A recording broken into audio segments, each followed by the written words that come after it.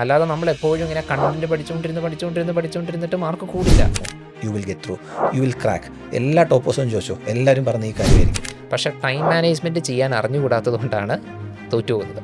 അതും basically ego കൊണ്ടാണെന്നേ ഞാൻ പറയുള്ളൂ. കാരണം ഉദാഹരണത്തിന് ഞാൻ ഈ ഉദാഹരണം പറയുമ്പോൾ പ്രോബ്ലി ഇത് കേൾക്കുന്ന ആസ്പിറൻസിന് കുറച്ചും കൂടി കണക്ട് ആവും. സത്യത്തിൽ നമ്മൾ ടെസ്റ്റ് സീരീസ് ചെയ്യുന്നത് എന്തിനു വേണ്ടിയിട്ടാണ്? നമ്മൾ നല്ല മാർക്ക് സ്കോർ ചെയ്യുക എന്നുള്ളത് സെക്കൻഡ് പ്രയോറിറ്റിയാണ്. ചായ കുടിക്കാൻ പോകും വരും, ചായ കുടിക്കാൻ പോകും വരും. ഈ ചായ കുടി മാത്രമായിട്ട് 5 വർഷം മെൻറ്റർഷിപ്പിന് കുട്ടികൾ വരുമ്പോൾ ഫോക്കസ് ചെയ്ത് കൊടുക്കുന്ന ഒരു കാര്യം എന്ന് പറയുന്നത് how to approach a test എന്നുള്ളതാണ്. അപ്പോൾ അതൊരു കാര്യമുണ്ട്. ഈ പറഞ്ഞ 30 ക്വസ്റ്റിനും ചെയ്യണമെങ്കിൽ 80 ക്വസ്റ്റിനും വായിച്ചാലേ 30 കിട്ടുള്ളൂ. ക്വസ്റ്റ്യൻ്റെ വലിപ്പം കൂടുന്നതിനനുസരിച്ച് നമുക്കത് എളുപ്പമാവുക ചെയ്യാം. കാരണം എന്താ? 5 വർഷമായിട്ടും പഠിക്കുന്ന ആൾക്ക് കണ്ടന്റ് ഇല്ലാത്തതുകൊണ്ടാണോ അയാൾ പാസ്സാവുന്നത്? കാരണം നമ്മളെല്ലാം അറിഞ്ഞുകൊണ്ടല്ലോ പ്രിപ്പറേഷൻ വരുന്നത്. നമ്മളൊരു ഒഴിഞ്ഞ പാത്രമായിട്ടാണ് വരുന്നത്, 0 ആയിട്ടാണ് തുടങ്ങുന്നത്. അതായത് പഠനം മാത്രം മതി എന്നുള്ളൊരു ചിന്ത. അങ്ങനെ വരുമ്പോഴാണ് ഈ ലഥാർജി വരുന്നത്, മടുപ്പ് വരുന്നത്. ലെജൻഡറി IAS മെന്ററിന്റെ പുതിയൊരു വീഡിയോയിലേക്ക് എല്ലാവർക്കും സ്വാഗതം. കഴിഞ്ഞ വീഡിയോയിൽ UPSC ലൂപ്പിൽ പെടാതെ എങ്ങനെ UPSC ക്രാക്ക് ചെയ്യാം എന്നുള്ളതാണ് നമ്മൾ ഡിസ്കസ് ചെയ്തത്. ഇന്നത്തെ വീഡിയോയിൽ പ്രിലിംസ് എങ്ങനെ പ്രിപ്പയർ ചെയ്യാം, പ്രിലിംസിന്റെ ട്രാപ്സിൽ പെടാതെ എങ്ങനെ നമുക്ക് മുന്നേറാം, അതുപോലെ തന്നെ UPSC പ്രിപ്പറേഷൻ ആവശ്യമായ മൈൻഡ് സെറ്റ് എന്താണ് എന്നുള്ളതൊക്കെയാണ് നമ്മൾ ഡിസ്കസ് ചെയ്യാൻ പോകുന്നത്. ഇന്ന് നമ്മുടെ കൂടെ ഡിസ്കഷൻ ഉള്ളത് ലെജൻഡറി IAS മെന്ററിന്റെ ചീഫ് മെന്ററായ നിതിൻ ചക്രവർത്തി സാറും പോൾസൺ സാറുമാണ്. വീഡിയോയിലേക്ക് കിടക്കാം. കഴിഞ്ഞ വീഡിയോയിൽ മെയിൻസ് എങ്ങനെ പ്രിപ്പയർ ചെയ്യാം, മെയിൻസിലെ ലൂപ്പ് ഹോൾസ് എങ്ങനെ ഐഡന്റിഫൈ ചെയ്യാം എന്നുള്ളതാണല്ലോ നമ്മൾ ഡിസ്കസ് ചെയ്തത്. പല ആൾക്കാരും മെയിൻസിന് വെൽ പ്രിപ്പയർഡ് ആയിരിക്കും, പക്ഷെ അവരുടെ ഒരു പ്രശ്നം പ്രിലിംസ് ക്രാക്ക് ചെയ്യാൻ പറ്റുന്നില്ല എന്നുള്ളതാണ്. 4-5 വർഷമായാലും 4-5 അറ്റംപ്റ്റ് കഴിഞ്ഞാലും പ്രിലിംസ് ക്രാക്ക് ചെയ്യാത്തതുകൊണ്ട് മാത്രം ഫെയിലായി പോകുന്ന ആസ്പിറൻസ് ഉണ്ട്. ഒരു ആസ്പിറന്റ് എങ്ങനെയാണ് പ്രിലിംസിനെ ഫേസ് ചെയ്യേണ്ടത്? അപ്പോൾ അമൃത നേരത്തെ പറഞ്ഞല്ലോ, അതായത് മെയിൻസിന് വേണ്ടി പ്രിപ്പയർഡ് ആയിരിക്കുന്ന, ആ പ്രിപ്പയർഡ് ആയിരിക്കുന്നു എന്ന് പറയുന്നത് ഒരു കുറച്ചൊരു ശതമാനം ആൾക്കാരാണ്. ഫസ്റ്റ് അറ്റംപ്റ്റേഴ്സ് മിക്കവാറും തന്നെ പ്രിപ്പയർഡ് ആയിരിക്കത്തില്ല. അവർ ആദ്യമായിട്ട് പഠിക്കുമ്പോൾ സ്വാഭാവികമായിട്ടും പ്രിലിംസ് എക്സാമിനേഷൻ ആയിരിക്കും പ്രയോറിറ്റി കൂടുതൽ കൊടുക്കുക. അത് ഒരു അബദ്ധവുമാണ്. നമ്മൾ മെയിൻസിന് പ്രിപ്പറേഷന് നടത്തണം. മെയിൻസും പ്രിലിംസും പാരലൽ പ്രിപ്പറേഷൻ നടത്തേണ്ട സംഭവമാണ്. ഇനി specifically when it comes to prelims examination നമ്മൾ ശ്രദ്ധിച്ചിരിക്കേണ്ടത്, നമുക്ക് കോംപ്രിഹെൻസീവായിട്ടുള്ള ഒരു സബ്ജക്റ്റ് നോളജ് ആവശ്യമാണ്. കോംപ്രിഹെൻസീവ് ആയിട്ടുള്ള സബ്ജക്റ്റ് നോളജ് എന്ന് പറയുമ്പോൾ നമ്മുടെ GS പേപ്പേഴ്സ് എല്ലാം തന്നെ കവർ ചെയ്തിട്ടുണ്ടാകും. സിലബസ് ഫുള്ളി കവേർഡ് ആയിരിക്കണം. കാര്യം ആ ഒരു ബ്രോഡർ ആസ്പെക്റ്റിൽ നമുക്ക് ജാക്ക് ഓഫ് ഓൾ ട്രേഡ്സ് എന്ന് പറയുന്ന പോലെ എല്ലാ സബ്ജക്റ്റിൻ്റെയും ടേസ്റ്റ് കൃത്യമായിട്ട് അറിഞ്ഞിരിക്കണം. ഒന്ന്. രണ്ടാമത്തെ കാര്യം, ദർ ആർ പ്രയോറിറ്റി ഏരിയാസ്. നമുക്കെല്ലാം ഒരുപോലെ പഠിച്ചിരിക്കേണ്ട, അത് എല്ലാ മേഖലകളും ഒരേ ഇമ്പോർട്ടൻസിൽ പഠിക്കേണ്ട. സിലബസ് എന്നുള്ള സാധനം നമുക്ക് UPSC തന്നിട്ടുണ്ട്, അതെടുക്കുക. അതിനുശേഷം UPSCക്ക് തന്നെ വളരെ പ്രിയപ്പെട്ട ടോപ്പിക്സ് ഉണ്ട്, അതാണല്ലോ പ്രയോറിറ്റി ഏരിയാസ്. അത് നമ്മൾ കൃത്യമായി പഠിച്ചിരിക്കണം. ഉദാഹരണത്തിന് ഞാൻ ഈ ഉദാഹരണം പറയുമ്പോൾ പ്രോബ്ലി ഇത് കേൾക്കുന്ന ആസ്പിറൻസിന് കുറച്ചും കൂടി കണക്റ്റ് ആവും. ഇപ്പോൾ നമ്മുടെ മോഡേൺ ഇന്ത്യൻ ഹിസ്റ്ററി എടുത്തു കഴിഞ്ഞാൽ ഇത് വലിയ വാസ്റ്റായിട്ട് ടോപ്പിക്കാണ്. സോ ആ ടോപ്പിക്ക് മുഴുവൻ നമുക്ക് ഓർത്തിരിക്കുക എന്നുള്ളത് humanly sometimes it is impossible.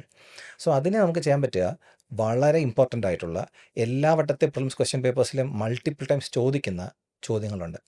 Socio religious reform movements, അതിനകത്തുനിന്ന് എല്ലാ വർഷവും പ്രിലിംസിന് ചോദ്യം മസ്റ്റാണ്. 1-2 ചോദ്യം വരാറുണ്ട്. ഈ 2025 മെയിൻസിലും അതിൽ നിന്ന് ചോദ്യം വന്നിരുന്നു. അപ്പോൾ അങ്ങനെയുള്ള പ്രയോറിറ്റി ടോപ്പിക്സ് നമ്മൾ പിക്ക് ചെയ്ത് പഠിക്കേണ്ടത് ആവശ്യമാണ്. ഇതേപോലെ തന്നെ നമ്മൾ ഓരോ സബ്ജക്റ്റിലും പ്രയോറിറ്റി ടോപ്പിക്സ് ഉണ്ട്. പോളിറ്റി എടുക്കുകയാണെങ്കിൽ പാർലമെൻറ്റ് എന്ന് പറഞ്ഞ ചാപ്റ്റർ ഉണ്ടല്ലോ, അല്ലെങ്കിൽ ഫണ്ടമെൻ്റൽ റൈറ്റ്സ്, ഫണ്ടമെൻ്റൽ ഡ്യൂട്ടീസ്, ഇതൊക്കെ ഒരിക്കലും നമ്മളെ വിട്ടുപോകാതെ പഠിക്കേണ്ട ടോപ്പിക്സാണ്. ഇങ്ങനെ ഓരോ സബ്ജക്റ്റിലും നമുക്ക് ഇമ്പോർട്ടൻറ്റ് പ്രയോറിറ്റി ഏരിയാസ് ഉണ്ട്. ഇത് മാത്രമല്ല, സബ്ജക്റ്റ് സെലക്ട് ചെയ്ത് പഠിക്കുമ്പോഴും എല്ലാ സബ്ജക്റ്റും ഇമ്പോർട്ടൻ്റ് ആണെങ്കിലും ചില സബ്ജക്റ്റുകൾക്ക് പ്രയോറിറ്റി കൂടുതൽ കൊടുക്കണം. കാരണം നമ്മുടെ പോളിറ്റി സബ്ജക്റ്റ് എടുക്കും.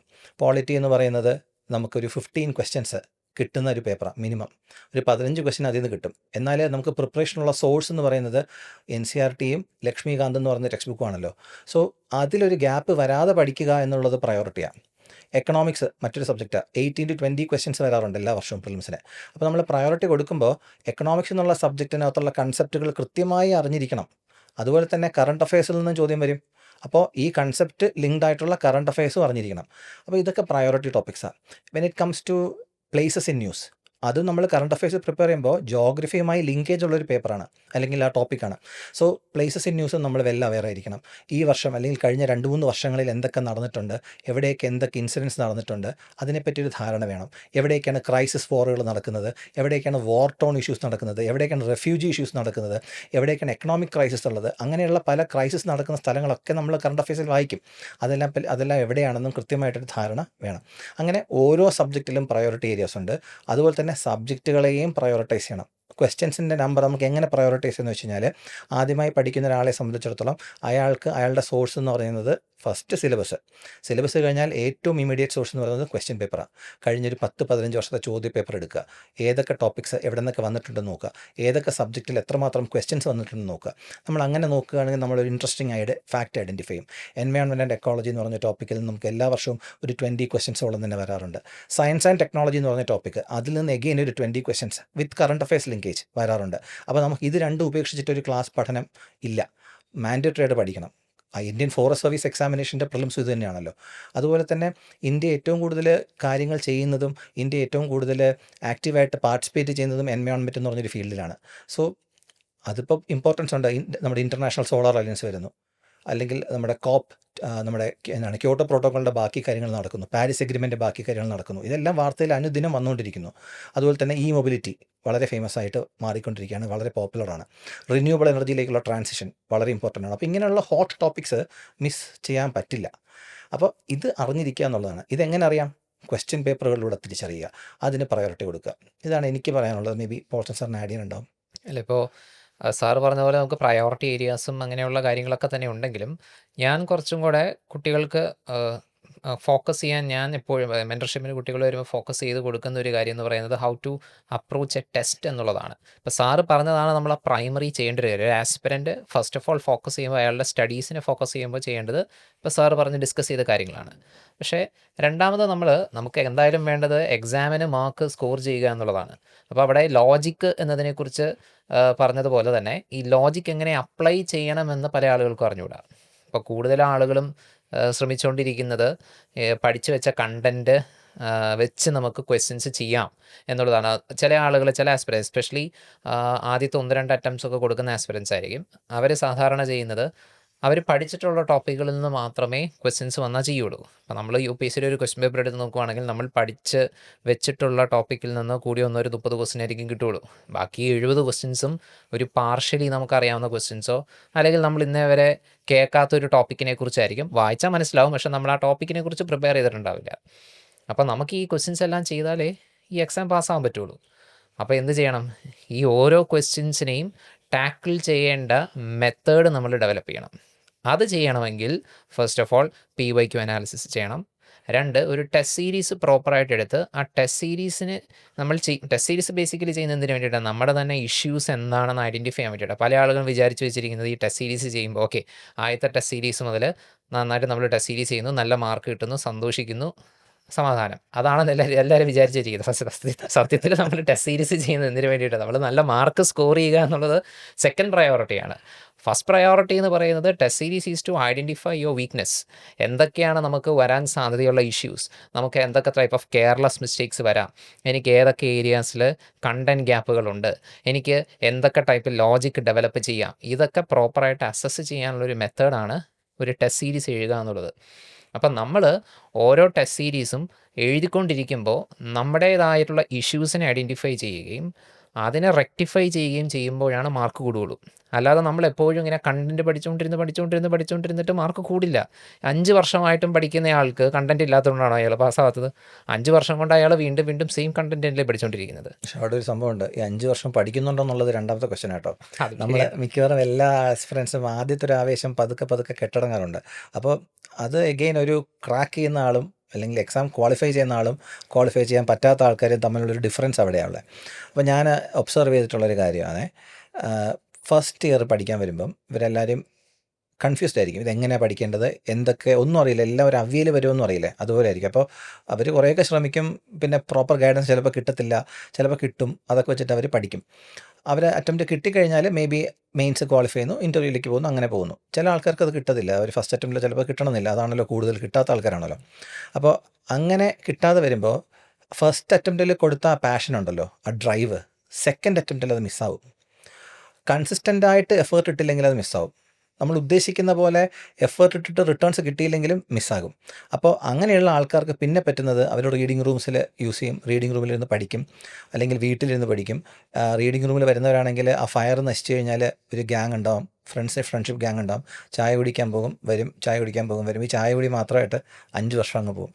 അപ്പോൾ അതും ഒരു പ്രശ്നമാണ്. അപ്പോൾ ഈ 1-2 വർഷം ഞാൻ പറയാറുണ്ട്, പ്രിപ്പയർ ചെയ്യുമ്പോൾ ആക്റ്റീവ് പ്രിപ്പറേഷൻ നടത്തുന്ന ആൾക്കാർ ഡയറക്ഷനിൽ പ്രിപ്പയർ ചെയ്യുകയാണെങ്കിൽ 1-2 വർഷത്തിൽ ഒരാൾക്ക് പ്രിപ്പയർ ചെയ്യാം. ഇനി 1-2 വർഷത്തിൽ കിട്ടാതെ വരുന്ന സാഹചര്യങ്ങളും ഉണ്ട്. അതെപ്പോഴാണെന്ന് വെച്ച് കഴിഞ്ഞാൽ സിസ്റ്റമിക് ഇഷ്യൂസ് ഉണ്ടാവും, ലാംഗ്വേജ് ഇഷ്യൂസ് ഉണ്ടാവാം, മെയിൻസ് എഴുതുമ്പോൾ ഗ്രാമാറ്റിക്കൽ ഇഷ്യൂസ് ഉണ്ടാവാം. അങ്ങനെയുള്ള സിസ്റ്റമിക് ഇഷ്യൂസ് ഉണ്ടെങ്കിൽ നമ്മൾ അതിനെ നർച്ചർ ചെയ്യണം ആദ്യം. അത് നർച്ചർ ചെയ്ത് ഐഡൻറ്റിഫൈ ചെയ്ത് സൊല്യൂഷൻ കൊടുത്തു കഴിഞ്ഞാൽ പിന്നെ ആ കുട്ടിക്ക് പെട്ടെന്ന് കയറിപ്പോവാം. അതിന് 2 വർഷം തന്നെ മതി. സാർ നേരത്തെ ടെസ്റ്റ് സീരീസിൻ്റെ കാര്യം പറഞ്ഞല്ലോ. നമ്മൾ ടെസ്റ്റ് സീരീസ് അറ്റംപ്റ്റ് ചെയ്യുമ്പോൾ ഒരുപാടുള്ള പ്രശ്നം എന്ന് പറയുന്നത് ചിലർക്ക് പെട്ടെന്ന് ടെൻഷനാവുന്നുണ്ട്. പാടില്ലാത്ത ക്വസ്റ്റ്യൻ കാണുമ്പോൾ പിന്നെ വായിക്കുന്നതൊന്നും മനസ്സിലാവാറില്ല. ചിലർ കറുപ്പിക്കുന്നത് ആദ്യം മാർക്ക് ചെയ്തിടും ക്വസ്റ്റ്യൻ പേപ്പറിൽ, പിന്നെ ആയിരിക്കും കറുപ്പിക്കുന്നത്. അങ്ങനെ ഒരുപാട് പ്രശ്നങ്ങൾ വരാറുണ്ട്. അപ്പോൾ അവിടെ ഏറ്റവും ഇമ്പോർട്ടൻ്റ് സെൽഫ് അനാലിസിസ് ആണല്ലോ. അപ്പോൾ ഈ സെൽഫ് അനാലിസിസിന് ഒരു ടെസ്റ്റ് സീരീസ് കഴിഞ്ഞാൽ എങ്ങനെയാണ് നമ്മൾ അപ്രോച്ച് ചെയ്യേണ്ടത്, എങ്ങനെയാണ് ഒരു സെൽഫ് അനാലിസിസ് നടത്തേണ്ടത്? ഓക്കെ. അത് വളരെ ഇമ്പോർട്ടൻ്റ് ആയിട്ടുള്ളൊരു ചോദ്യമാണ്. ഇപ്പം നമ്മൾ സാധാരണ ബഹുഭൂരിപക്ഷം ആസ്പിരൻസും ഒരു ടെസ്റ്റ് സീരീസ് എഴുതി കഴിഞ്ഞാൽ, ഒരു ടെസ്റ്റ് എഴുതി കഴിഞ്ഞ് കഴിഞ്ഞാൽ അവരൊരു സെൽഫ് അസസ്മെൻറ്റ് നടത്താറില്ല. കൂടുതൽ ആളുകളും ചെയ്യുന്നത് തെറ്റ് പറ്റിയത് എന്താണ് എന്ന് നോക്കും, തെറ്റ് പറ്റിയത് എന്താണെന്ന് മനസ്സിലാക്കി അതിൻ്റെ ഉത്തരം പഠിച്ചിട്ട് അങ്ങ് വിടും. ഇതാണ് സാധാരണ ചെയ്യുന്നത്. പക്ഷേ സെൽഫ് അനാലിസിസ് എന്ന് പറയുന്ന ഒരു പരിപാടി മര്യാദയ്ക്ക് ചെയ്താൽ മാത്രമേ നമുക്ക് ഹൈ സ്കോറിലേക്ക് വരാൻ പറ്റുള്ളൂ. ഇപ്പം നമ്മളൊരു 2 അല്ലെങ്കിൽ 3 4 വട്ടം അറ്റംപ്റ്റ് ചെയ്ത ഒരു ആസ്പിരൻ്റ് എടുത്ത് നമ്മൾ നോക്കുവാണെങ്കിൽ മിക്കപ്പോഴും ഒരു 60, 70, 80 റേഞ്ചുകളിലായിരിക്കും അവരുടെ മാർക്ക് ഇങ്ങനെ വേരി ചെയ്തുകൊണ്ടിരിക്കുന്നത്. അവരെ ഒരുപാട് വർഷം പല അറ്റംപ്റ്റ് കൊടുത്തതിന് ശേഷവും അവരുടെ ഈ മാർക്ക് അതേ രീതിയിൽ തന്നെ അവിടെ നിൽക്കുന്നുണ്ടെങ്കിൽ അവർക്ക് കണ്ടൻറ്റിന് കുറവുള്ളത് കൊണ്ടല്ല അവർക്ക് മാർക്ക് കൂടാത്തത്, അവരുടെ ഇഷ്യൂ അവർ ഐഡൻറ്റിഫൈ ചെയ്യാത്തത് കൊണ്ടാണ് അവർക്ക് മാർക്ക് കൂടാത്തത്. അപ്പോൾ സെൽഫ് അസസ്മെൻറ്റിൻ്റെ ഇമ്പോർട്ടൻസ് വരുന്നത് അവിടെയാണ്. അപ്പോൾ നമ്മളൊരു സെൽഫ് അസസ്മെൻറ്റ് ചെയ്യുമ്പോൾ, ഇപ്പോൾ നമ്മളൊരു ടെസ്റ്റ് എഴുതുമ്പോൾ വി ഹാവ് 100 ക്വസ്റ്റ്യൻസ്. ആ 100 ക്വസ്റ്റ്യൻസിൽ നമുക്ക് ശരിയായ ക്വസ്റ്റ്യൻസ് ഉണ്ട്, തെറ്റിപ്പോയ ക്വസ്റ്റ്യൻസ് ഉണ്ട്, അതേപോലെ നമ്മൾ അറ്റംപ്റ്റ് ചെയ്യാതെ വിട്ട ക്വസ്റ്റ്യൻസ് ഉണ്ട്. ഇതിൽ തെറ്റിപ്പോയ ക്വസ്റ്റ്യൻസും അറ്റംപ്റ്റ് ചെയ്യാതെ വിട്ട ക്വസ്റ്റ്യൻസുമാണ് നമ്മൾ ഫോക്കസ് ചെയ്യേണ്ടത്. അതായത് ഒരു തെറ്റിപ്പോയ ക്വസ്റ്റ്യൻ എന്തുകൊണ്ട് എനിക്ക് തെറ്റി, പലതരത്തിൽ തെറ്റാം. ഒന്ന് കണ്ടൻറ് ഇല്ലാത്തതുകൊണ്ട് തെറ്റാം. അപ്പോൾ അത് ക്ലിയർ കട്ട് കണ്ടൻറ് ഗ്യാപ്പാണ്. അപ്പോൾ നമുക്ക് എന്ത് ചെയ്യാം, ആ പെർട്ടിക്കുലർ സബ്ജക്റ്റിൽ ആ ഏരിയയിൽ എനിക്ക് കണ്ടൻറ് ഗ്യാപ്പ് ഉണ്ടെന്ന് മനസ്സിലാക്കിയാൽ അത് പോയി അവിടെ റെക്ടിഫൈ ചെയ്യാം. 2, എനിക്ക് കെയർലെസ് മിസ്റ്റേക്സ് വരാം. എന്തൊക്കെ ടൈപ്പ് കെയർലെസ് മിസ്റ്റേക്സ് വരാം, പലതരത്തിൽ വരാം. ഇപ്പം നമുക്ക് വേണമെങ്കിൽ OMRൽ മാർക്ക് ചെയ്യുമ്പോൾ മാറിപ്പോവാം. അങ്ങനെ പല ആളുകൾക്ക് സംഭവിക്കാറുണ്ട്. അതേപോലെ വായിക്കുന്ന ക്വസ്റ്റ്യൻ ശ്രദ്ധയോടെ വായിക്കാത്തത് കൊണ്ട് മാത്രം തെറ്റിപ്പോയത്. ആ ക്വസ്റ്റ്യൻ അറിയാം, ചിലപ്പോൾ അറിയാവുന്ന ക്വസ്റ്റ്യൻ ആയിരിക്കും വായിച്ചുകൊണ്ടിരിക്കുന്നത്. ഈ അറിയാവുന്ന ക്വസ്റ്റ്യൻ കാണുമ്പോൾ ആക്രാന്തം കൂടും. അതുകൊണ്ട് നമ്മൾ പെട്ടെന്ന് വായിക്കുമ്പോൾ എന്ത് പറ്റും, ക്വസ്റ്റ്യനിൽ ഉദ്ദേശിച്ച സാധനം പെട്ടെന്ന് കത്തൂല. നമ്മുടെ മനസ്സിലൊരു ഉത്തരം വന്നായിരിക്കും, പെട്ടെന്ന് തന്നെ അങ്ങ് കുത്തും. ക്വസ്റ്റ്യൻ പ്രോപ്പറായിട്ട് വായിക്കാത്തതുകൊണ്ട് വന്ന മിസ്റ്റേക്കാണ്.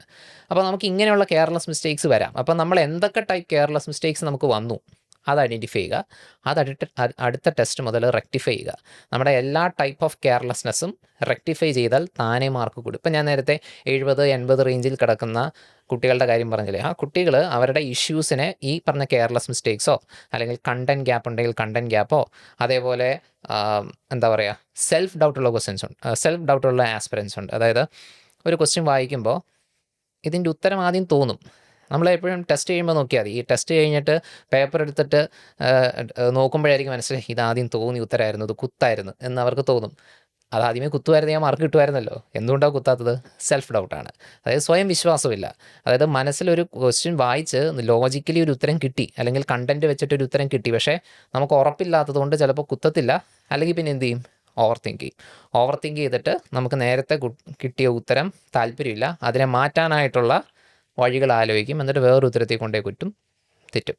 അപ്പോൾ എന്ത് ചെയ്യണം, നമ്മുടെ ഈ സെൽഫ് ഡൗട്ടിനെയും മാറ്റണം. അപ്പം ഞാനിപ്പോൾ സാധാരണ ഇങ്ങനെ അത്യാവശ്യം കണ്ടൻറ് ഉണ്ട് എന്ന് എനിക്ക് തോന്നുന്ന ഇത്തരത്തിലുള്ള 70, 80 ബ്രാക്കറ്റിൽ കിടക്കുന്ന ആസ്പിരൻസിനെ കാണുമ്പോൾ ഞാൻ പറയുന്ന കാര്യം എന്ന് പറയുന്നത്, നിങ്ങൾ ഫസ്റ്റ് ഓഫ് ഓൾ ഈ സെൽഫ് ഡൗട്ട് അവസാനിപ്പിക്കുക, കെയർലെസ് മിസ്റ്റേക്സും ഒഴിവാക്കുക. നിങ്ങളുടെ മാർക്ക് താനേ കൂടും. അപ്പം നമ്മൾ അവരുടെ കെയർലെസ് മിസ്റ്റേക്സ് ഓരോന്നും ഐഡൻറ്റിഫൈ ചെയ്യും. അതേപോലെ നിങ്ങൾക്കൊരു ക്വസ്റ്റ്യൻ വായിച്ചിട്ട് നിങ്ങളുടെ ഫസ്റ്റ് ഇൻറ്റ്യൂഷൻ, അതായത് നിങ്ങൾ വായിച്ചിട്ടുള്ള ഒരു ടോപ്പിക്കിനെ ബേസ് ചെയ്തുകൊണ്ട് നിങ്ങളൊരു ക്വസ്റ്റ്യൻ വായിക്കുമ്പോൾ നിങ്ങൾക്ക് ആദ്യമേ ഒരു ഇൻറ്റ്യൂഷനിൽ ഒരു ഉത്തരം തോന്നുന്നുണ്ടെങ്കിൽ മോസ്റ്റ് പ്രോബബ്ലി അത് ശരിയാവാൻ സാധ്യതയുണ്ട്. വേറൊരു ഉത്തരവും നിങ്ങൾക്ക് 100% ഷുവറായിട്ട് കിട്ടുന്നില്ലെങ്കിൽ you go with that first intuition. Most probably ആ ഉത്തരം ശരിയായിരിക്കും. അങ്ങനെ 70-80 ബ്രാക്കറ്റിൽ കിടന്ന ആളുകൾ 120, 130, 180 വരെ സ്ഥിരം ടെസ്റ്റുകൾക്ക് മേടിച്ച ആസ്പിരൻസ് ഉണ്ട്. അതായത് ജസ്റ്റ് അവർക്ക് അവർ പ്രത്യേകിച്ച് ഇനി കണ്ടൻറ്റ് കൂട്ടാനുള്ള പരിപാടിയൊന്നും അവർ ചെയ്യുന്നില്ല. Just doing the revisions. And ഒരു ടെസ്റ്റ് ചെയ്യുമ്പോൾ എന്ത് ചെയ്യുന്നു, അവർ ഇത്രയും കാലം വരുത്തിക്കൊണ്ടിരുന്ന ആ ഇഷ്യൂസിനെ അവർ റെക്ടിഫൈ ചെയ്തേ ഉള്ളൂ. മാർക്ക് ഓട്ടോമാറ്റിക്കലി കൂടും. അപ്പോൾ സെൽഫ് അസസ്മെൻറ്റിൻ്റെ ഇമ്പോർട്ടൻസ് അവിടെയാണ് വരുന്നത്. അല്ലാണ്ട് നമ്മൾ എത്ര പഠിച്ചാലും മാർക്ക് കയറില്ല. ഇഷ്യൂസ് ഐഡൻറ്റിഫൈ ചെയ്യുക, റെക്ടിഫൈ ചെയ്യുക. അതുപോലെ തന്നെയാണ് ഈ ഓവർ തിങ്കിങ് ഒരു പ്രശ്നമാണ്. ഈ പ്രിലിംസിൻ്റെ ആസ്പിറൻസിനുണ്ടല്ലോ, ഒരു ക്വസ്റ്റ്യനിൽ നമ്മൾ ഇരുന്ന് കഴിഞ്ഞാൽ ചിലപ്പോൾ അതിൽ ഒരു 30 സെക്കൻഡ് 40 സെക്കൻഡ് ഇരിക്കേണ്ട ചോദ്യമായിരിക്കും. പക്ഷെ നമ്മളതിൽ 2-3 മിനിറ്റൊക്കെ സ്പെൻഡ് ചെയ്യും. കാരണം എന്താണെന്നറിയോ, നമ്മളൊരു ക്വസ്റ്റ്യൻ വായിച്ചെത്തുമ്പോഴേക്കും നമുക്ക് അറിയുന്ന ടോപ്പിക്കാണ്. പക്ഷേ അതിനകത്ത് ഏതെങ്കിലും ഒരു ഏരിയയിൽ സംതിങ് കൺഫ്യൂഷനായിട്ട് വരും. അപ്പോൾ നമ്മൾ അവിടെ നിന്ന് ആലോചിക്കും. ഇത് കൂടുതൽ വരുന്നത് എക്കണോമിക്സിനൊക്കെ കേട്ടോ. എക്കണോമിക്സ് പോലുള്ള സബ്ജക്റ്റുകൾക്ക്, പോളിറ്റി, എക്കണോമിക്സിനൊക്കെയാണ് ഇത് കൂടുതൽ വരിക. നമ്മളിരുന്ന് ആലോചിച്ച് അതിനെ ഇൻ ഡെപ്തിലേക്ക് പോകും. എസ്പെഷ്യലി എക്കണോമിക്സ് നമ്മളത് ചിന്തിച്ച് അവസാനം തെറ്റിയും. കാര്യം എക്കണോമിക്സ് പോലുള്ള സബ്ജക്റ്റുകളൊരു പ്രശ്നമുണ്ട്. നമ്മൾ ഇച്ചിരി ഓവർ തിങ്ക് ചെയ്ത് കഴിഞ്ഞാൽ നമ്മളതിൽ നിന്ന് പോകും, ആ ഏരിയയിൽ നിന്ന് ചാടിപ്പോവും. അപ്പോൾ എവിടെ വരെ ചിന്ത പോകണം എന്നുള്ളതും ഇമ്പോർട്ടൻ്റാണ്. That is one thing. അത് ശരിയാണ്. അതായത് ഇപ്പോൾ നമ്മൾ ഒരു ക്വസ്റ്റ്യൻ, മനസ്സിലായൊരു ക്വസ്റ്റ്യൻ നമ്മൾ മൾട്ടിപ്പിൾ ടൈംസ് വായിക്കുന്നുണ്ടെങ്കിൽ അത് തെറ്റാനുള്ള ക്വസ്റ്റ്യനാണ്. അത് എന്തായാലും നിങ്ങൾ തെറ്റിച്ചിരിക്കും. കാരണം ഒരു ക്വസ്റ്റ്യൻ മനസ്സിലായില്ലെങ്കിൽ വീണ്ടും വായിക്കുന്നത് കൊണ്ട് നമുക്ക് കാര്യം മനസ്സിലാവും. പക്ഷേ മനസ്സിലായ ക്വസ്റ്റ്യൻ വീണ്ടും വായിക്കുന്നെങ്കിൽ അതിൻ്റെ അർത്ഥം എന്താ? We are overthinking. Multiple times reading എന്ന് പറഞ്ഞാൽ ഇറ്റ് ഈക്വൽസ് ഓവർ തിങ്കിങ്. അത് തെറ്റും. അപ്പോൾ മൾട്ടിപ്പിൾ ടൈംസ് വായിക്കുന്നതും അബദ്ധമാണ്. നമ്മൾ ലൂസായിട്ട് ശ്രദ്ധിക്കാതെ വായിക്കുന്നതും പ്രശ്നമാണ്. അപ്പോൾ 1 വട്ടം 2 വട്ടം വായിക്കുമ്പോൾ ശ്രദ്ധിച്ച് വായിക്കുക. നമ്മുടെ ഫസ്റ്റ് ഇൻറ്റ്യൂഷനിൽ തന്നെ സ്റ്റിക്ക് ഓൺ ചെയ്യാൻ ശ്രമിക്കുക. ഈ ടെസ്റ്റ് സീരീസ് 2-3 കഴിയുമ്പോഴുള്ള പ്രശ്നം എന്ന് പറയുന്നത് നമ്മുടെ ലോജിക്ക് പിന്നെ ഇൻസ്റ്റിറ്റ്യൂട്ടിൽ ഇടുന്ന ക്വസ്റ്റ്യൻ്റെ ആ ഒരു രീതിയിലേക്ക് അങ്ങ് പോകും. UPSC ആവശ്യപ്പെടുന്ന രീതിയിലുള്ള ലോജിക്ക് പിന്നെ വരത്തില്ല.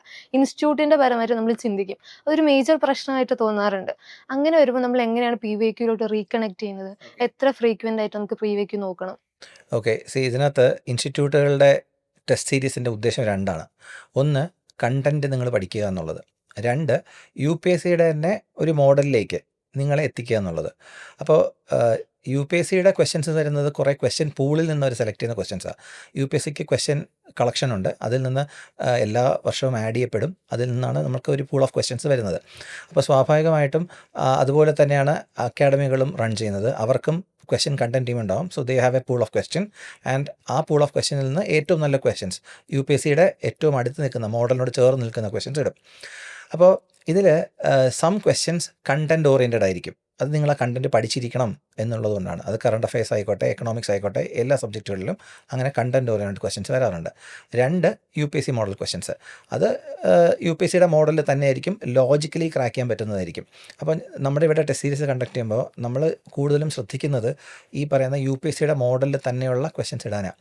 കാരണം ഈ കണ്ടൻറ് റിച്ച് ക്വസ്റ്റ്യൻസ് എന്ന് പറയുന്നത് ഉണ്ടെങ്കിലും ഈ കണ്ടൻറ് റിച്ച് ക്വസ്റ്റ്യൻസിനെ ക്രാക്ക് ചെയ്യാനും കുറേ ലോജിക്സ് ഉണ്ട് അവിടെ. അതായത് പണ്ട് എന്ന് വെച്ചാൽ ഒരു 2-3 ഇയേഴ്സ് ബാക്ക് ഒക്കെ we had options like 1 and 2 only, 1, 2 and 3 only എന്നുള്ള സ്റ്റേറ്റ്മെൻറ്റ് എന്നുള്ള ഓപ്ഷൻസ് ആയിരുന്നു ഉത്തരത്തിൻ്റെ ഓപ്ഷൻസ് ആയിട്ട് ABCD ആയിട്ട് വന്നിരുന്നത്. പിന്നെ അതിനുശേഷം ഒരു ട്രെൻഡ് ചേഞ്ച് ഉണ്ടായി. അതിൽ 3 statements only 3 statements, only 2 statements എന്നുള്ള രീതിയിൽ മോഡിഫൈഡ് ആയി. അപ്പോഴേക്കും കുറേ കുട്ടികൾ പറഞ്ഞു ഈ ഓപ്ഷൻസ് ഇങ്ങനെ മാറുമ്പോഴേക്കും കൺഫ്യൂഷൻ ആവണു, പഴയ സ്ട്രാറ്റജീസ് ഒന്നും വർക്ക് ചെയ്യുന്നില്ല എന്ന്. ശരിക്കും അതങ്ങനെയല്ല. നമുക്ക് ഓപ്ഷൻസിൽ നിന്നല്ല ഉത്തരത്തിലേക്ക് വരേണ്ടത്. റാദർ സ്റ്റേറ്റ്മെൻറ്റ് ക്വസ്റ്റ്യൻസിനകത്ത് സ്റ്റേറ്റ്മെൻറ്റുകൾക്കകത്തുള്ള ലോജിക്സ് വേണം പിക്ക് ചെയ്തെടുക്കാൻ. അപ്പോൾ UPSCയുടെ തന്നെ കഴിഞ്ഞ കാലങ്ങളിലെ പ്രിലിംസ് എക്സാമിനേഷൻ്റെ ക്വസ്റ്റ്യൻ പേപ്പേഴ്സ് ഡൗൺലോഡ് ചെയ്തിട്ട് നമ്മളത് ക്ലീനായിട്ട് ഒരു അനാലിസിസ് നടത്തിയാൽ നമുക്ക് മനസ്സിലാകും എന്താ ചോദ്യങ്ങളെല്ലാം വളരെ സിമ്പിളാണ്. നമ്മൾ ആ എക്സാമിൻ്റെ ഹീറ്റിലിരുന്ന് ചെയ്യുന്നതുകൊണ്ടാണ് പാനിക്കായി തെറ്റിക്കുന്നത്. അപ്പോൾ ഇതിനുള്ള ഏറ്റവും വലിയ സ്ട്രാറ്റജി അല്ലെങ്കിൽ ഏറ്റവും ഇമ്പോർട്ടൻറ്റ് സ്ട്രാറ്റജി എന്ന് പറയുന്നത് UPSCയെ മനസ്സിലാക്കുക എന്നുള്ളതാണ്. UPSCയെ മനസ്സിലാക്കുക എന്ന് പറയുമ്പം ടെസ്റ്റ് പേപ്പറുടെ ഉള്ളത് UPSCയുടെ കഴിഞ്ഞ PYQs എടുത്ത് കൃത്യമായിട്ട് ചെയ്ത് ആൻസർ കിട്ടുക എന്നുള്ളതിനപ്പുറം ഓരോ ക്വസ്റ്റ്യനിലും ഒരു 5-10 മിനിറ്റ് ഇൻവെസ്റ്റ് ചെയ്യുക. കഴിഞ്ഞൊരു 5 to 10 ഇയേഴ്സ് ക്വസ്റ്റ്യൻ പേപ്പർ എടുക്കുക. ഓരോ ചോദ്യങ്ങളിലും 5 to 10 മിനിറ്റ്സ് ഇൻവെസ്റ്റ് ചെയ്യുക. ആ ചോദ്യത്തിൻ്റെ കോണ്ടെക്സ്റ്റ് എന്തായിരുന്നു എന്ന് മനസ്സിലാക്കുക. അതുപോലെ തന്നെ ഈ ചോദ്യത്തിൻ്റെ ഫ്രെയിം വർക്ക് എങ്ങനെയാണെന്ന് മനസ്സിലാക്കുക. അതിൻ്റെ ഉത്തരം എവിടെയാണെന്ന് മനസ്സിലാക്കുക. ഇനി ഇതിനൊരു പാറ്റേൺ എന്തെങ്കിലും ഉണ്ടോ, അതായത് ചോദ്യം ചോദിക്കുന്ന ശൈലിക്ക് എന്തെങ്കിലും പ്രത്യേകത ഉണ്ടോ എന്ന് മനസ്സിലാക്കുക. സ്റ്റേറ്റ്മെൻറ്റ് ക്വസ്റ്റ്യൻസ് ആണെങ്കിൽ ഇച്ചിരി വലിപ്പം കൂടുതലായിരിക്കും. ഫസ്റ്റ് ഓഫ് ഓൾ ഒരു ആസ്പിറൻറ്റ് ഇങ്ങനെയുള്ള ചോദ്യം കാണുമ്പോൾ തന്നെ പരിചയമില്ലാത്ത ആസ്പിറൻ്റ് ആണെങ്കിൽ പേടിക്കും, അയ്യോ വലിയ ക്വസ്റ്റ്യൻ ആണെങ്കിൽ ഡിഫിക്കൽട്ടാണ്. ശരിക്കും അങ്ങനെയല്ല. ക്വസ്റ്റ്യൻ്റെ വലിപ്പം കൂടുന്നതിനനുസരിച്ച് നമുക്കത് എളുപ്പമാവുക ചെയ്യുക. കാരണം എന്താ, ഈ ക്വസ്റ്റ്യൻ ഇട്ട ആൾ he's trying to communicate something with you. അതുകൊണ്ട് അത് ഇച്ചിരി ഡീറ്റെയിൽ ആയിട്ട് പോകുന്നത്. അപ്പോൾ ഡീറ്റെയിൽസ് കൂടുന്നതിനനുസരിച്ച് അതിനകത്തുള്ള ലൂപ്പ് ഹോൾസ് കൂടും, നമുക്ക് ആ ക്വസ്റ്റ്യനെ ക്രാക്ക് ചെയ്യാനുള്ള കണ്ടൻറ്റ് കൂടുകയാണ്. അൾട്ടിമേറ്റ്ലി ഇതൊരു ക്വസ്റ്റ്യൻ എന്നുള്ളതിനപ്പുറം ഒരു ട്രഷർ ഹണ്ടല്ലേ, ഒരു ഗെയിം അല്ലേ.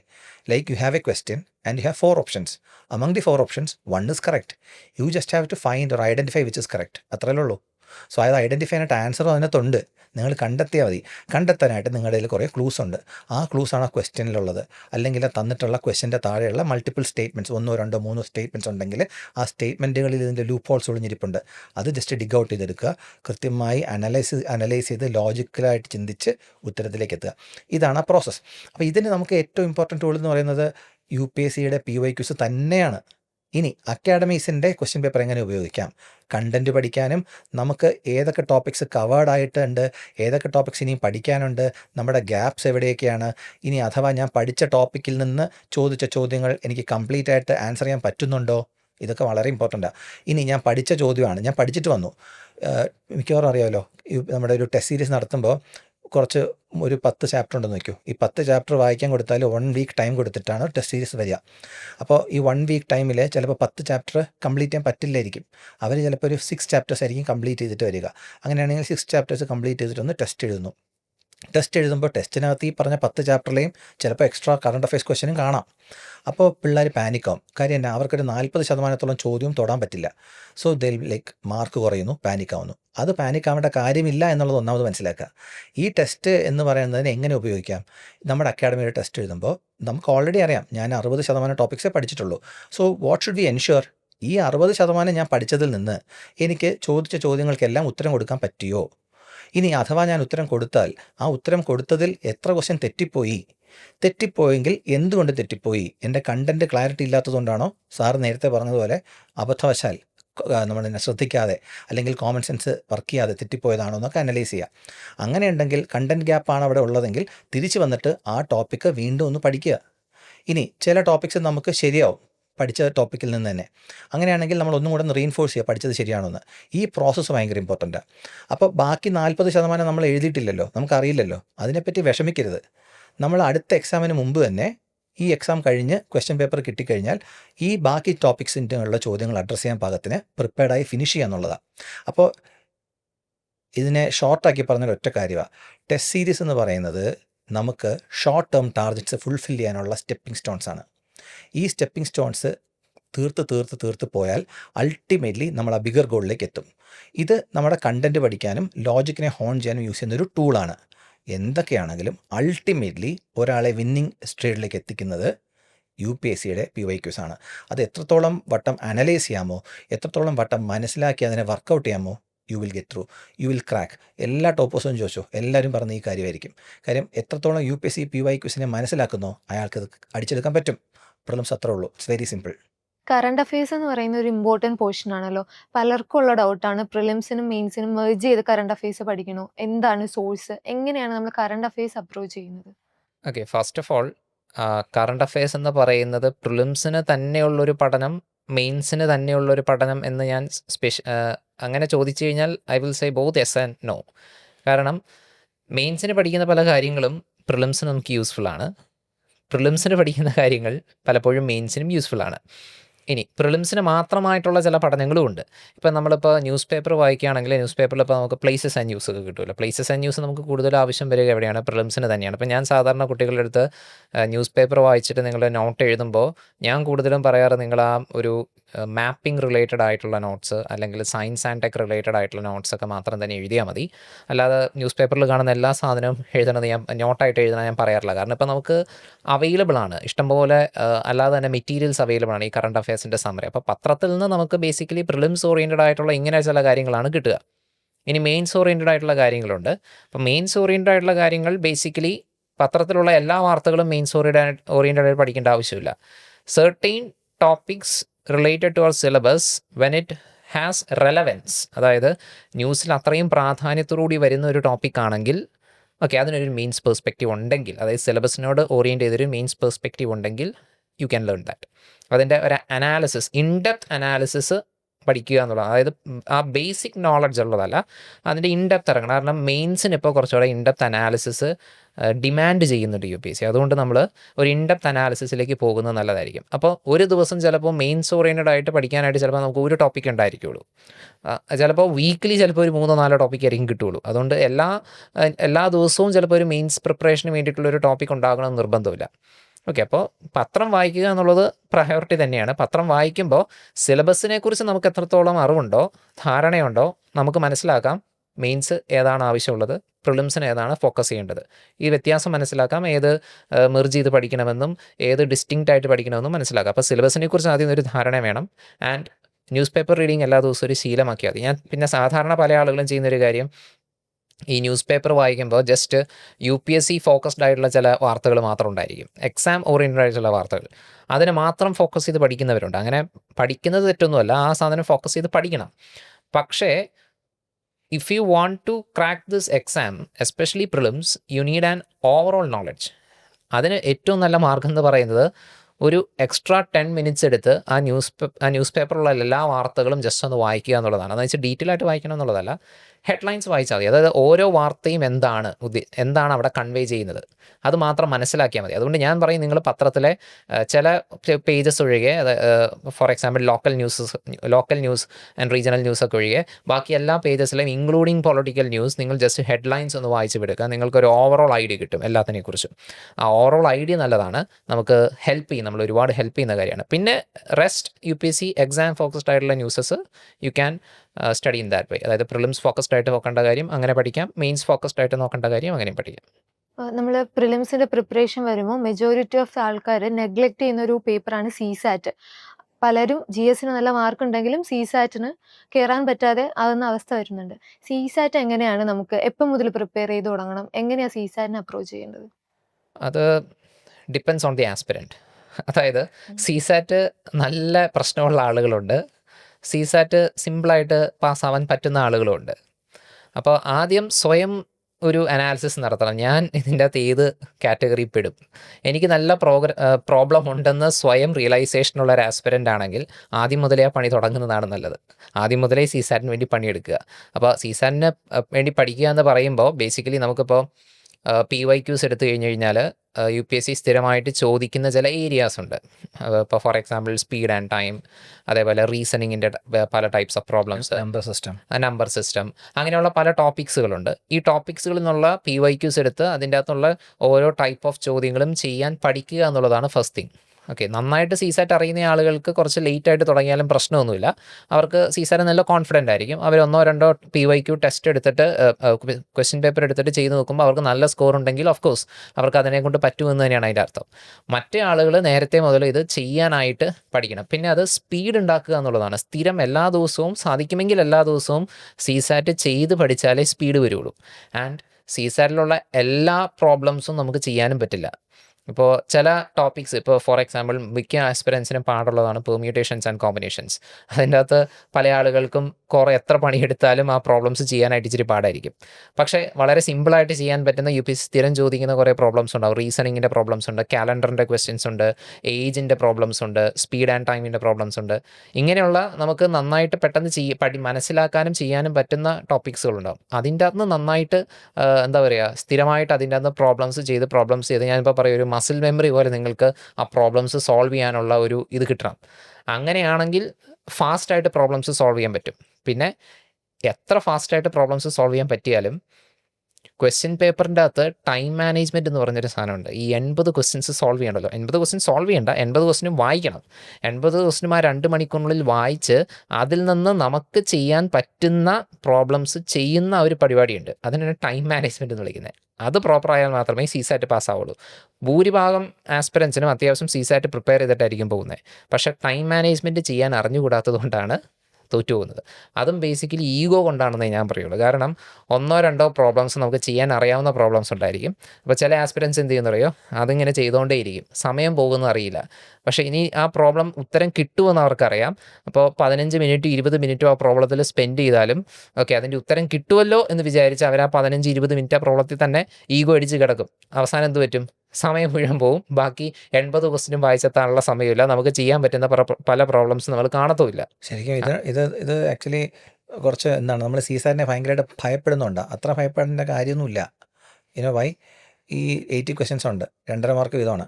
നമുക്ക് 25 ക്വസ്റ്റ്യൻസ് അല്ലെങ്കിൽ അറൗണ്ട് 28 ക്വസ്റ്റ്യൻസ് വരെയാണ് ഇംഗ്ലീഷിൽ നിന്ന് വരുന്നത്. അപ്പോൾ സീസാറ്റിന് വേണ്ടി പ്രിപ്പയർ ചെയ്യുമ്പോൾ പലപ്പോഴും കുട്ടികൾ ശ്രദ്ധിക്കാതെ പോകുന്ന കാര്യം, നമ്മൾ മാത്സിലേക്ക് മാത്തമാറ്റിക്സിൻ്റെ ഒരു വ്യാപ്തി കണ്ട് ഓവർവെൽംഡ് ആയി പോകും. അതിൻ്റെ ആവശ്യമില്ല. Maths is there, English is there. അപ്പോൾ നമ്മുടെ സ്ട്രെങ്ത് ഇംഗ്ലീഷിലാണെന്ന് വയ്ക്കൂ, you focus on that. Maths വേണ്ടെന്നല്ല, മാത്സും വേണം. ഞാൻ ഈ പറയുന്ന മാത്സ് ഒന്ന് ആലോചിച്ചു. ഓക്കെ, അതായത് ഇതൊരു ടെക്നിക്കാണ്. നിങ്ങൾക്ക് ഈ സീസായിട്ട് ഭയങ്കരമായിട്ട് സ്ട്രഗിൾ ചെയ്യുന്ന ആൾക്കാർക്ക് ക്രാക്ക് ചെയ്തെടുക്കാൻ പറ്റുന്നൊരു ടെക്നിക്കാണ്. അപ്പോൾ 80 ക്വസ്റ്റ്യനിൽ 28 ക്വസ്റ്റ്യൻ ഇംഗ്ലീഷ് ആണല്ലോ. ഇംഗ്ലീഷ് എന്ന് പറയുമ്പോൾ we have assumption based questions, inference based questions, crux of the passage. അപ്പോൾ അത് കൃത്യമായിട്ട് എങ്ങനെയാണ്, അസംഷൻ എന്താണ്, ഇൻഫറൻസ് എന്താണ് എന്നൊക്കെ കൃത്യമായി മനസ്സിലാക്കി കഴിഞ്ഞാൽ പിന്നെ നമുക്ക് 28 ചോദ്യങ്ങളിൽ ഒരു 24 ചോദ്യം കിട്ടും. നമ്മൾ ഏതൊരാളോട് ചോദിച്ചാലും സീസാറ്റിലെ ഇംഗ്ലീഷ് ക്വസ്റ്റ്യൻസ് ചെയ്യുമ്പോൾ ഒരു 4-5 ക്വസ്റ്റ്യൻ കൺഫ്യൂസിങ്ങാണ്. അത് എ ആണോ, ബി ആണോ, സി ആണോ, ഡി ആണോ എന്ന് കൺഫ്യൂഷൻ ഉണ്ടാവും. എന്നാൽ മറ്റ് ഒരു 20-25 ക്വസ്റ്റ്യൻസിന് ഒരു 24 ക്വസ്റ്റ്യൻസ് ഒന്നും വേണ്ട, 20 ക്വസ്റ്റ്യൻ, ബാക്കി 8 വിട്ടുതരെ. 20 ക്വസ്റ്റ്യൻ എന്തായാലും നമുക്ക് സോളിഡായിട്ട് അറിയുന്ന ചോദ്യമായിരിക്കും, എങ്ങനെയായാലും എഴുതാൻ പറ്റും. ആ ഒരു ബേസിക് ഇംഗ്ലീഷ് നോളജ് ഉണ്ടെങ്കിൽ എഴുതാൻ പറ്റും. അപ്പോൾ ഞാൻ പറയുന്നത് എന്താ, ഈ 20 ക്വസ്റ്റ്യൻ നിങ്ങൾ അറ്റൻഡ് ചെയ്യുക, ബാക്കി 8 ക്വസ്റ്റ്യൻ ഇപ്പോൾ ഹോൾഡ് ചെയ്യുക, അറ്റൻഡ് ചെയ്യേണ്ട, എഴുതി തെറ്റിക്കരുത്. 20 ക്വസ്റ്റ്യൻ അറ്റൻഡ് ചെയ്ത് ശരിയാക്കിയാൽ എത്ര മാർക്കായി? 20 × 2.5. അപ്പോൾ എത്രയായി? 50 മാർക്കായി. 50 മാർക്ക് ക്വാളിഫൈ വേണ്ടത് 67ആണ്. ഞാൻ പറയുന്നു ലെറ്റ്സ് ഗെറ്റ് 75 മാർക്സ്. 67 അല്ല, വിൽ എയിം ഫോർ 75. അപ്പോൾ നമുക്ക് 50 മാർക്സ് ഇപ്പോൾ ആയല്ലോ. 20 question out of the 28 questions ശരിയാക്കിയാൽ 20 മാത്രമേ അറ്റൻഡ് ചെയ്യാവൂ കേട്ടോ. ബാക്കി ക്വസ്റ്റ്യൻ അറൗണ്ട് 80 ക്വസ്റ്റ്യൻസിൽ ബാക്കി നമുക്ക് എത്ര ക്വസ്റ്റ്യൻ ഉണ്ട്? 52 ക്വസ്റ്റ്യൻസ്. അപ്പോൾ നമുക്ക് ഈ 52 ക്വസ്റ്റ്യൻസ് ഉണ്ട്. ഈ 52 ക്വസ്റ്റ്യൻസിൽ നിന്ന് നമുക്ക് മാത്തമാറ്റിക്സും റീസണിങ്ങും ഒക്കെ അടങ്ങുന്ന 52 ക്വസ്റ്റ്യൻസാണ്. ഈ 52 ക്വസ്റ്റ്യൻസും ചെയ്യണ്ടല്ലോ, നമുക്കിനി ഒരു 10 ക്വസ്റ്റ്യൻ കൂടെ ചെയ്ത് കഴിഞ്ഞാൽ വീണ്ടും 25 മാർക്സ് ആയി. അപ്പോൾ ഈ ഉള്ള റീസണിങ്ങിൽ നിന്ന് എങ്ങനെയായാലും ഒരു 5-6 ക്വസ്റ്റ്യൻസ് ഉണ്ടാവും നമുക്ക് ചെയ്യാൻ പറ്റുന്നത്. അതിന് മാത്തമാറ്റിക്കൽ സ്കില്ല് വേണ്ട, ലോജിക്കലി ചിന്തിച്ചെത്താൻ പറ്റിയാൽ മതി. ഞാൻ ഉദ്ദേശിക്കുന്നത് നോർത്തിലേക്ക് ട്രാവൽ ചെയ്തു, സൗത്തിലേക്ക് തിരിഞ്ഞു, അങ്ങനെയുള്ള ചോദ്യങ്ങൾ സിമ്പിളാണ്. ഇനി സർക്കുലർ ഫോർമേഷനിൽ ഇരിക്കുന്നു, ഒരാൾ എ അങ്ങോട്ട് നോക്കിയിരിക്കുന്നു, ബി ഇങ്ങോട്ട് നോക്കിയിരിക്കുന്നു, അങ്ങനെയുള്ള ചോദ്യങ്ങളുണ്ടല്ലോ. ഇതൊക്കെ സിമ്പിളാണ്, നമ്മൾ ആലോചിച്ച് കിട്ടും. അങ്ങനെയുള്ള ക്വസ്റ്റ്യൻസ് എന്തായാലും ഒരു 6 എണ്ണം ഉണ്ടാവും. പിന്നെ ആ ABCDയുടെ നമ്പർ വന്നിട്ട് code questions, code based questions, അതൊക്കെ ഈസിയാണ്. എടുത്തു കഴിഞ്ഞാൽ ഒരു 10 ക്വസ്റ്റ്യൻ വേണ്ടതിൽ ഒരു 5-6 ക്വസ്റ്റ്യൻ അതിൽ നിന്ന് തന്നെ കിട്ടും. ബാക്കിയുള്ള 40 ക്വസ്റ്റ്യനാണ് മാത്സിൽ നിന്നൊക്കെ. ഈ 40-ൽ ഒരു 5 ക്വസ്റ്റ്യൻ നിങ്ങൾ സോർട്ട് ചെയ്ത് പിക്ക് ചെയ്തെടുത്ത് ചെയ്താൽ പോരെ. അപ്പോൾ ടോട്ടലി എത്ര ക്വസ്റ്റ്യൻ കിട്ടി നമുക്ക് ഇവിടെ? നേരത്തെ 20 പ്ലസ് ഇപ്പോഴത്തെ 10, 30 ക്വസ്റ്റ്യൻസ് ആയി. എങ്ങനെ പോയാലും 75 മാർക്സ് കിട്ടും. സോ ഇത്രേ ഉള്ളൂ എൻ്റെ ലോജിക്ക്. അപ്പോൾ ഇതിനകത്തൊരു കാര്യമുണ്ട്, ഈ പറഞ്ഞ 30 ക്വസ്റ്റ്യനും ചെയ്യണമെങ്കിൽ 80 ക്വസ്റ്റ്യനും വായിച്ചാലേ 30 കിട്ടുള്ളൂ. അതാണ് സാർ നേരത്തെ പറഞ്ഞ പോയിന്റ്. അതാ, നമ്മൾ ഫുൾ വായിച്ചാൽ മാത്രമേ ഏത് ക്വസ്റ്റ്യൻ പിക്ക് ചെയ്യണം, ഏത് ക്വസ്റ്റ്യൻ ഡ്രോപ്പ് ചെയ്യണം എന്ന് ഐഡന്റിഫൈ ചെയ്യാൻ പറ്റുള്ളൂ. അപ്പോൾ what I'm trying to communicate to my aspirants here, അതായത് സീസറ്റിനെ പേടിക്കേണ്ട, സ്ട്രാറ്റജിക്കലി മൂവ് ചെയ്താൽ മതി. നമ്മുടെ സ്ട്രെങ്ത് അനുസരിച്ച് ഈ ഗെയിം കളിച്ചാൽ മതി. UPSC പ്രിപ്പറേഷനിൽ ഏറ്റവും വലിയൊരു പ്രശ്നം എന്ന് പറയുന്നത് നമുക്കൊരു ഇൻസ്റ്റന്റ് ഗ്രാറ്റിഫിക്കേഷൻ കിട്ടത്തില്ല. ഞാൻ ഒരാഴ്ചയോ 3 മാസമോ 1 വർഷം പഠിച്ചാലും ഔട്ട്പുട്ട് വരുന്ന ഒരു 1.5 വർഷം കഴിയുമ്പോഴായിരിക്കും. ഇത് ആൾക്കാരിൽ ഒരു ലഥാർജിയോ മടുപ്പോ ഒക്കെ തോന്നാറുണ്ട്. ഇത് നമ്മുടെ മൈൻഡ് സെറ്റിനെയും ബാധിക്കാറുണ്ട്. ഒരു UPSC ആസ്പിരന്റ് തന്റെ ഫിസിക്കൽ ആൻഡ് മെന്റൽ വെൽബീയിങ് എങ്ങനെ കീപ്പ് ചെയ്യാം ഈ പ്രിപ്പറേഷനിലുടനീളം? ഓക്കെ, സോ ഒരു ആസ്പിറൻ്റ് ഈ പ്രിപ്പറേഷനിലേക്ക് വരുമ്പോൾ തന്നെ ആ ആൾ അറിഞ്ഞിരിക്കേണ്ട ഒരു കാര്യമാണ്, this is going to take more than 1 year, because the whole process in itself takes a minimum of 9 months അല്ലേ. 9 മാസത്തിന് മുകളിലെടുക്കും ഈ ഒരു പ്രോസസ്സ് കംപ്ലീറ്റ് ആവാൻ. ഇത് കൂടാതെ നമ്മൾ പഠിക്കുന്ന ഒരു വർഷം കൂടി, ചുരുക്കി പറഞ്ഞാൽ 1.25 വർഷത്തോളം the whole process if you are getting into the service എടുക്കും. അപ്പോൾ ഈ ഒരു സമയത്ത് നമ്മൾ പഠിച്ച് തുടങ്ങുമ്പോൾ തന്നെ നമുക്ക് റിസൾട്ട് വേണമെന്നുള്ളത് ലോങ് ടേം ടാർഗറ്റായിട്ട് ഫിക്സ് ചെയ്യുക. നമ്മൾ സ്റ്റെപ്പിംഗ് സ്റ്റോൺസ് ഓരോന്നായിട്ട് കയറുകയാണ് എന്നുള്ള ബോധ്യം വരുത്തുക. ഇടയ്ക്ക് തീർച്ചയായിട്ടും നമുക്ക് പരീക്ഷയ്ക്ക് മാർക്ക് കുറയാം, കാരണം നമ്മളെല്ലാം അറിഞ്ഞുകൊണ്ടല്ലല്ലോ പ്രിപ്പറേഷൻ വരുന്നത്. നമ്മളൊരു ഒഴിഞ്ഞ പാത്രമായിട്ടാണ് വരുന്നത്. 0 ആയിട്ടാണ് തുടങ്ങണേ. സോ ഈ 0യിൽ നിന്ന് ഡെഫിനറ്റ്ലി നമുക്ക് നാളെ തൊട്ട് 100 ആവാൻ പറ്റില്ല. 0യിൽ നിന്ന് 1ലേക്ക് പോവുക, 1ൽ നിന്ന് 2ലേക്ക് പോവുക, 2ൽ നിന്ന് 3. ആ ഒരു ഗ്രാജുവൽ പ്രോസസ്സാണ് ഇതെന്നുള്ളത് ബോധ്യം വരണം. 2, don't compare yourself with someone else. നിങ്ങളുടെ കൂടെ പ്രിപ്പയർ ചെയ്യാൻ വരുന്ന ആൾക്കാർ ഒരു ക്ലാസ്സിൽ say we have 100 aspirants in a class. 100 പേരും 100 കുടുംബത്തിൽ നിന്ന് 100 പശ്ചാത്തലങ്ങളിൽ നിന്ന് വരുന്ന ആൾക്കാരാണ്. ചിലർ ഇംഗ്ലീഷ് എഡ്യൂക്കേറ്റഡ് ആയിരിക്കും, CBSE സ്കൂളിൽ പഠിച്ചവരായിരിക്കാം, ചിലർ അങ്ങനെ ആയിരിക്കത്തില്ല. അപ്പോൾ ഇതെല്ലാം ഒരാളുടെ നോളജ് ലെവലിനെ അല്ലെങ്കിൽ അയാളുടെ എക്സ്പീരിയൻസിനെ, എക്സ്പോഷറിനെ ബാധിച്ചിട്ടുള്ള കാര്യങ്ങളാണ്. ഇത് കൂടാതെ അയാൾ വളർന്ന സാഹചര്യം, അച്ഛൻ്റെ അമ്മയുടെ ജോലി, ഇതെല്ലാം ബാധിക്കുന്നുണ്ട്. ഇതൊക്കെ ആദ്യത്തെ ഒരു 4 മാസമേ ബാധിക്കുന്നുള്ളൂ എന്നുള്ളതാണ് നല്ല സത്യം. ഒരു ഫസ്റ്റ് 4 മന്ത്സ് കഴിഞ്ഞു കഴിഞ്ഞാൽ ഇവരെല്ലാവരും ഏകദേശം ഒരേ പ്ലെയിനിലാണ്, പ്രൊവൈഡഡ് ഇവരെല്ലാവരും ഒരുപോലെ പ്രിപ്പയർ ചെയ്യുമെങ്കിൽ. അതായത് ഒരേപോലെ കൺസിസ്റ്റൻ്റ് ആയിട്ട് എൻഡ് ടാർഗറ്റ് ഫോക്കസ് ചെയ്ത് പഠിക്കുമെങ്കിൽ. താൽക്കാലികമായി ഉണ്ടാകുന്ന പരാജയങ്ങൾ, വീഴ്ചകൾ ഒന്നും ബാധിക്കരുത്. നമുക്കൊരു പരീക്ഷയ്ക്ക് മാർക്ക് കിട്ടിയില്ല. So what does that imply? ഞാൻ നേരത്തെ പറഞ്ഞല്ലോ, ഒരു പരീക്ഷയ്ക്ക് മാർക്ക് കിട്ടാത്തത് ആ പരീക്ഷയിലെ തൻ്റെ പഠിച്ച ടോപ്പിക്കിൽ നിന്ന് ക്വസ്റ്റ്യൻസ് വരാത്തത് കൊണ്ടോ അല്ലെങ്കിൽ പഠിക്കാത്ത ടോപ്പിക്കിൽ നിന്നൊക്കെ ക്വസ്റ്റ്യൻസ് വന്നതുകൊണ്ടോ ആണ്. പഠിച്ച ടോപ്പിക്കിലുള്ള ചോദ്യങ്ങൾ ചിലത് മര്യാദയ്ക്ക് അഡ്രസ്സ് ചെയ്യാൻ കഴിഞ്ഞിട്ടുണ്ടാവില്ല. സോ ഈ ഒരു ബോധം ഉണ്ടായാൽ മതി. ബോധം എന്നുള്ളതല്ല, ഈ ഒരു ബോധ്യം ഉണ്ടായാൽ മതി. നമ്മൾ എല്ലാ പരീക്ഷകൾക്കും ഫുള്ള് വാങ്ങണമെന്നില്ല, അല്ലെങ്കിൽ എല്ലാ പരീക്ഷകൾക്കും 100 ക്രോസ് ചെയ്യണമെന്നില്ല. നമ്മുടെ കൂടെ അതേ സമയത്ത് 100 ക്രോസ് ചെയ്യുന്ന പിള്ളേരുണ്ടാവും പ്രിലിംസ് ടെസ്റ്റ് സീരീസിന്. അത് ഓക്കെ, അവർ ചെയ്തോട്ടെ. നമ്മൾ ഗ്രാജുവലി അങ്ങോട്ട് എത്തിയാൽ മതി. നമ്മൾ ചിലപ്പോൾ തുടങ്ങുന്നത് -5-ലായിരിക്കും, ചിലപ്പോൾ 10-ലായിരിക്കും തുടങ്ങുക, ഔട്ട് ഓഫ് 200. ഓക്കെ, സോ അതേസമയം 200-ൽ 140 മേടിക്കുന്ന ഒരാളുണ്ടാവും. മേ ബി അയാൾ റിപ്പീറ്റർ ആയിരിക്കാം, അല്ലെങ്കിൽ മറ്റൊരു സ്ഥലത്ത് പഠിച്ചിട്ട് വന്ന ആളായിരിക്കാം, ചിലപ്പോൾ നമ്മുടെ തന്നെ ക്ലാസ്സിലുള്ള കുട്ടിയായിരിക്കാം, മുമ്പ് ചിലപ്പോൾ കോളേജ് ടൈംസിൽ പ്രിപ്പറേഷൻ തുടങ്ങിയതാവും. അങ്ങനെ പല പാരാമീറ്റേഴ്സ് ഉണ്ട്. പക്ഷേ ഇതൊന്നും അല്ല മാനദണ്ഡം. നമ്മളെ മാത്രം നോക്കുക. ഡേ 1 മുതൽ കൺസിസ്റ്റൻ്റ് എഫേർട്ടായിട്ട് പോവുക. അപ്പോൾ മോട്ടിവേഷൻ എന്ന് പറഞ്ഞൊരു സാധനത്തെ പറ്റി ഇവിടെ ഡിസ്കസ് ചെയ്യേണ്ടതുണ്ട്. മോട്ടിവേഷനേക്കാളുപരി ഞാൻ വിശ്വസിക്കുന്നത് കൺസിസ്റ്റൻ്റ് എഫേർട്ടിലാണ്. കാര്യം മോട്ടിവേഷൻ എന്ന് പറയുമ്പം ആദ്യത്തെ മോട്ടിവേഷൻ പീക്കായിരിക്കും, പിന്നെ അത് കുറയും, പിന്നെയും കുറയും, പിന്നെയും കുറയും. പിന്നെയും വേറെ ആരെങ്കിലും പുഷ് ചെയ്താലാണ് ഈ മോട്ടിവേഷൻ ഉണ്ടാവുള്ളൂ. അല്ലെങ്കിൽ നമ്മൾ തന്നെ സിനിമ കണ്ടിട്ടോ ഒക്കെ മോട്ടിവേഷൻ ഉണ്ടാക്കണം. സോ മോട്ടിവേഷനൊപ്പം തന്നെ ശീലമാക്കുക, കൺസിസ്റ്റൻ്റ് എഫേർട്ട് ഇടാൻ ശീലമാക്കുക. അപ്പോൾ ഒരു 8 hours on a daily basis including your class hours ഇഫക്റ്റീവായിട്ട് പഠിച്ചു കഴിഞ്ഞാൽ ഏതൊരാൾക്കും ഫസ്റ്റ് അറ്റംപ്റ്റിൽ തന്നെ ക്വാളിഫൈ ചെയ്യാൻ പറ്റും. അപ്പോൾ സ്മോൾ ടാർഗറ്റ്സ് കംപ്ലീറ്റ് ചെയ്യുന്നതിൽ സന്തോഷം കണ്ടെത്തുക, ഗ്രാറ്റിഫിക്കേഷൻ കണ്ടെത്തുക. ഒരു പരീക്ഷയ്ക്ക് എനിക്ക് മാർക്ക് കിട്ടുന്നതിനേക്കാൾ ഉപരി ഞാൻ പഠിച്ച ടോപ്പിക്സിൽ നിന്നുള്ള ചോദ്യങ്ങൾ ശരിയാക്കാൻ പറ്റുമ്പോൾ അതിൽ സന്തോഷം കണ്ടെത്തുക. ഇതാണ് ഏറ്റവും ഇമ്പോർട്ടൻ്റ് ആയിട്ട് പറയാനുള്ളത്. നമ്മൾ തന്നെയാണ് നമ്മുടെ മനസ്സിൻ്റെ കാവൽക്കാരൻ. നമ്മൾ ഹാൻഡിൽ ചെയ്ത് കഴിഞ്ഞാൽ വിൽ ഗെറ്റ് ത്രൂ. പിന്നെ അധ്യാപകർ, മെൻറ്റേഴ്സിനൊക്കെ സപ്പോർട്ട് ചെയ്യാൻ പറ്റും. നമുക്കുണ്ടാകുന്ന തെറ്റുകൾ ചൂണ്ടിക്കാണിക്കാൻ പറ്റും. കോഴ്സ് കറക്ഷൻ ചെയ്യാൻ പറ്റും. നമ്മളുടെ ഫിസിക്കൽ വെൽബീയിങ് ആയിക്കോട്ടെ, മെൻറ്റൽ വെൽബീയിങ് ആയിക്കോട്ടെ, ഒരു പരിധി വരെ അവരോട് കമ്മ്യൂണിക്കേറ്റ് ചെയ്യുമ്പോൾ they can suggest what to do. പിന്നെ ഒരു ഹെൽത്തി ലൈഫ് സ്റ്റൈൽ മെയിൻറ്റെയിൻ ചെയ്യുക, ഫുഡ് നന്നായിട്ട് കഴിക്കുക, നന്നായിട്ട് ഉറങ്ങുക, അതുപോലെ തന്നെ ചെറിയ രീതിയിലുള്ള വ്യായാമമൊക്കെ ചെയ്തു പോവുക, അസുഖമൊന്നും പിടിപ്പിക്കാതിരിക്കാൻ ശ്രമിക്കുക. അപ്പം ഇങ്ങനെയുള്ള സാധാരണ എല്ലാവർക്കും അറിയുന്ന കാര്യങ്ങൾ ഇതൊക്കെ ഒന്ന് ശ്രദ്ധിക്കുക. അതിപ്പോൾ നമ്മൾ ഈ പരീക്ഷിക്കുന്നല്ല, നമ്മുടെ ഡെയിലി ലൈഫിൽ ശ്രദ്ധിക്കേണ്ട കാര്യങ്ങൾ ചെയ്തു പോവുക. പിന്നെ ചില ആൾക്കാർ പ്രിപ്പറേഷനെ ഭയങ്കരമായിട്ട് കാണുകയും മറ്റെല്ലാ ഒബ്ലിഗേഷൻസിൽ നിന്ന് മാറുകയും ചെയ്യും. അത് വേണം. നമുക്ക് എല്ലാ പരിപാടികൾക്കും പണ്ടത്തെ പോലെ ഫാമിലിയിൽ എല്ലാ പരിപാടികൾക്കും പോയി ചിലപ്പോൾ പാർട്ടിസിപ്പേറ്റ് ചെയ്യാൻ ഈ ഒരു വർഷം പറ്റണമെന്നില്ല. എന്നാലും പറ്റുന്നിടത്തോളം അതിലും പാർട്ടിസിപ്പേറ്റ് ചെയ്യുക. വി ആർ അൾട്ടിമേറ്റ്ലി നമ്മളൊരു സോഷ്യൽ ബീയിങ് ആണ്, and this is just N examination അല്ലേ. സോ ആ ഒരു വെയിറ്റേജ് കൊടുത്താൽ മതി. ഈ എക്സാമിനെ ഒരു ഭീകര സാധനമായിട്ടൊന്നും എടുത്ത് വെക്കണ്ട. This is just part of our normal life. പക്ഷേ ഡ്യൂ വെയിറ്റേജ് കൊടുക്കുക ആ പരീക്ഷയ്ക്ക്. യെസ്, അപ്പോൾ അത് തന്നെയാണ് എനിക്കും പറയാനുള്ളത്. കാരണം ഇപ്പോൾ ഈ പഠിക്കാൻ വന്നിരിക്കുന്ന ആളുകൾ, ചില ആളുകൾക്ക് ഒരു ചിന്തയുണ്ട്, അതായത് പഠനം പഠനം പഠനം മാത്രം മതി എന്നുള്ളൊരു ചിന്ത. അങ്ങനെ വരുമ്പോഴാണ് ഈ ലഥാർജി വരുന്നത്, മടുപ്പ് വരുന്നത്. അപ്പോൾ പഠനം പ്രയോറിറ്റൈസ് ചെയ്ത് നമ്മുടെ ജീവിതത്തിൻ്റെ ഭാഗമായിട്ട് കൊണ്ടുപോകേണ്ട ഒരു സംഭവം തന്നെയാണ്.